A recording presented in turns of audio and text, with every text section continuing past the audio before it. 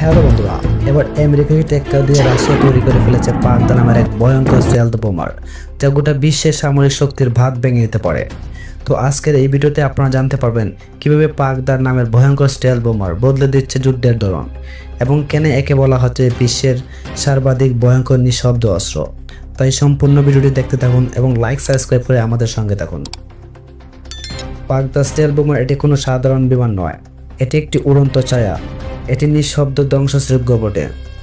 এই বিমানের সবচেয়ে চমকপ্রদ বিষয় হলো এটা রাডারে ধরা পড়ার আগে বুল লোকেশন দেখায়, যেন শত্রুপক্ষে অন্ধ হয়ে যায়।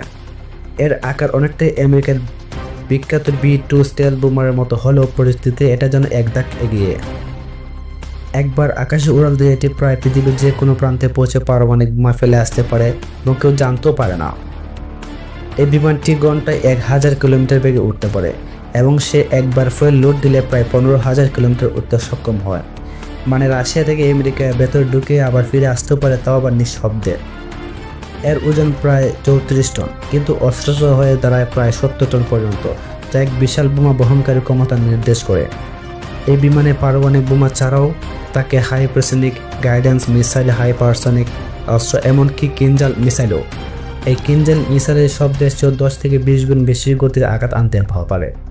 সেগুলো পৃথিবীর যে কোনো প্রতিরক্ষা ব্যবস্থা থামাতে পারে না।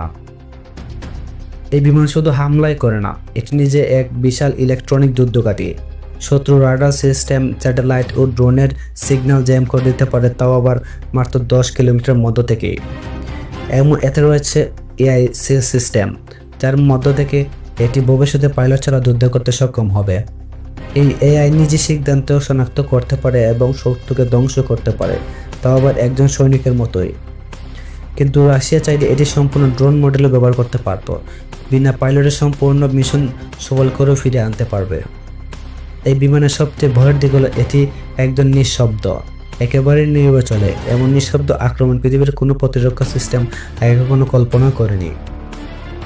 এই কারণে বিশ্বের জুড়ে মাথা ব্যথা শুরু হয়ে গেছে, কারণ তারা জানেও না কখন এটি আকাশে উঠবে এবং কখনই বা আঘাতটা আনবে। এবং বিশেষজ্ঞরা বলছে একবার যদি পাগদা নামের এই আকাশে বিমানটি পাঠানো হয়, তাহলে সেটাকে থামানো প্রায় একবারে অসম্ভব হয়ে পড়বে।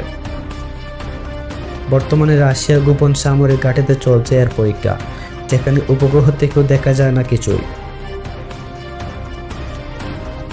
এই বিমান আসলে শুধু যুদ্ধের জন্য অস্ত্র নয়, এটি একটি গোটা যুদ্ধনীতিকে বদলে দিচ্ছে।